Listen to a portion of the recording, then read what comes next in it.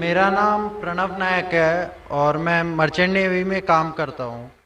میرا سوال یہ ہے کہ اکارڈنگ ٹو قرآن یہ کہا جاتا ہے کہ جب قیامت کا دن آئے گا تو اس وقت اللہ جب سب کو پھر سے اٹھائیں گے تو کہا جائے گا کہ اپنی قبروں سے اٹھو۔ تو ہم ہندوؤں کا کیا ہوگا، کیونکہ ہماری تو کوئی قبر نہیں ہوتی۔ بھائی صاحب کا سوال ہے کہ وہ کہتے ہیں کہ قیامت کے دن جب اللہ تعالیٰ واپس سے ہمیں دوسری زندگی دیں گے تو کہیں گے اپنے قبروں سے اٹھو۔ ہندو بھائی صاحب پوچھے کہ ہندو لوگ تو قبر میں دفنائے نہیں جاتے، ہندو بچے دفنائے جاتے نا۔ ہندو بچے ہندو مذہب میں چھوٹا بچہ ہے، اس کو جلائے نہیں جاتا، اس کو دفنایا جاتا ہے۔ پھر بھی کئی مسلمان ہیں جو ڈوب کے مرتے ہیں، جو جل کے مرتے ہیں، ان کو بھی دفنایا نہیں جاتا ہے، جن کی ہمیں ملتی نہیں۔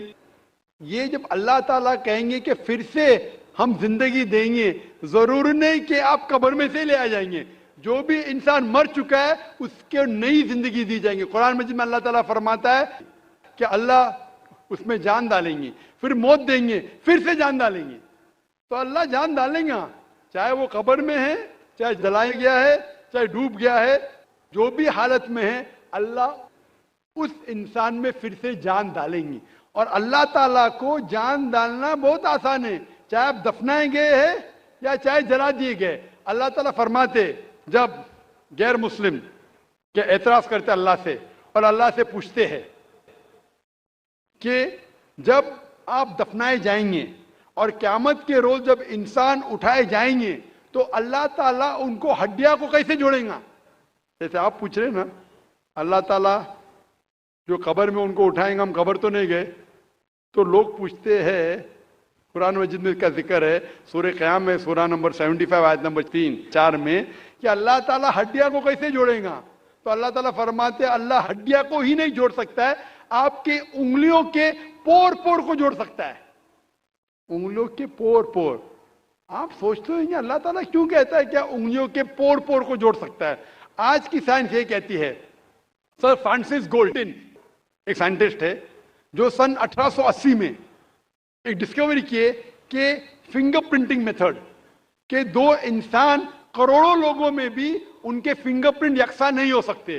تو اللہ تعالیٰ فرماتے ہڈیوں کو تو چھوڑو، میں آپ کے انگلیوں کے پور پور کو اکٹھا کر سکتا ہوں اور ہو بہو ویسے پیدا کر سکتا ہوں۔ تو اللہ کے لیے پھر سے جان ڈالنا بہت آسان ہے، چاہے وہ انسان دفنایا گیا ہے یا جلایا دیا گیا ہے یا ڈوب کے مرا ہے۔ اللہ کو پھر سے جان ڈالنے میں، چاہے وہ مسلمان مرا یا ہندو مرا یا عیسائی مرا، اللہ کو جان ڈالنے میں بہت آسان ہے، کن فیکن۔ اور پھر سے ہمیں نئی زندگی دی جائیں گی اور پھر حساب کتاب کیا جائے گا، اور حساب کتاب میں اگر آپ اللہ کے احکامات پہ عمل کیے تو انشاءاللہ آپ جنت میں جائیں گے، اس دنیا کے امتحان میں سفلتا پائیں گے۔ لیکن اگر ان کے احکامات پہ آپ نے نہیں چلے، ان کے مطابق نئی زندگی بسر کرے، تو آپ اس زندگی میں سفلتا نہیں پائیں گے۔ ہوپ ڈانسر سے